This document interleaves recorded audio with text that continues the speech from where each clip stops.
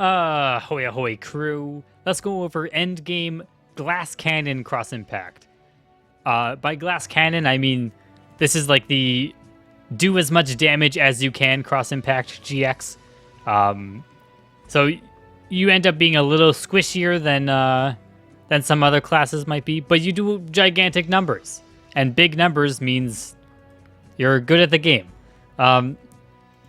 Starting off with the equipment.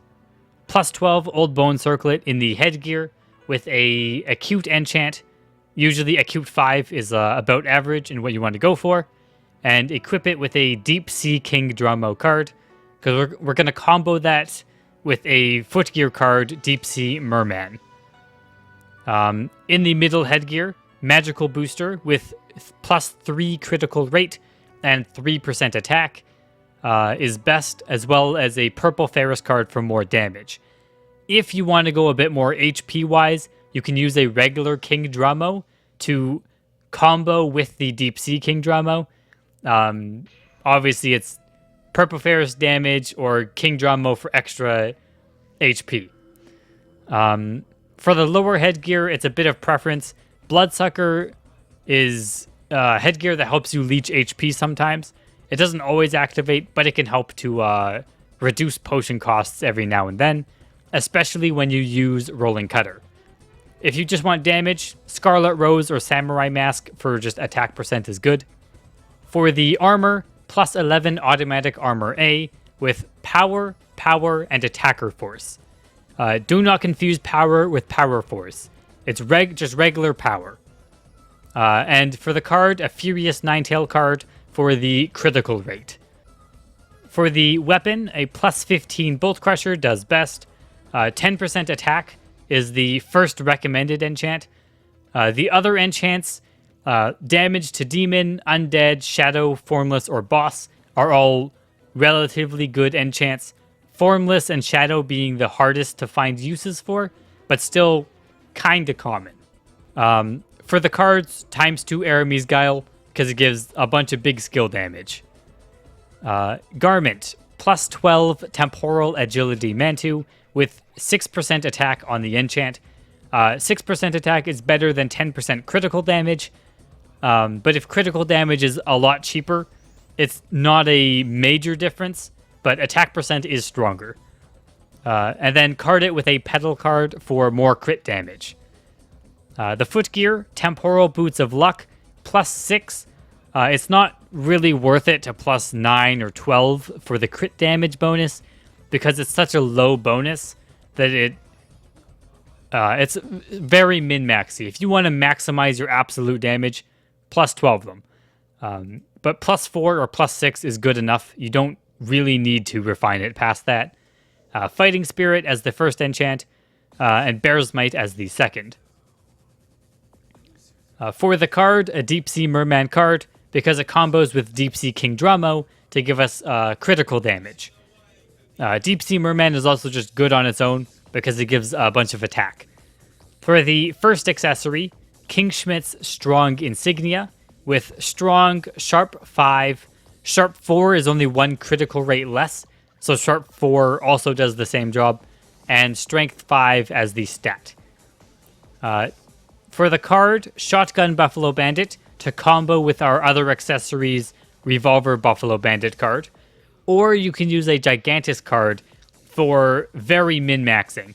It's often not really worth the cost, but it's min-maxing if you want to, maximize your damage and be a true glass cannon.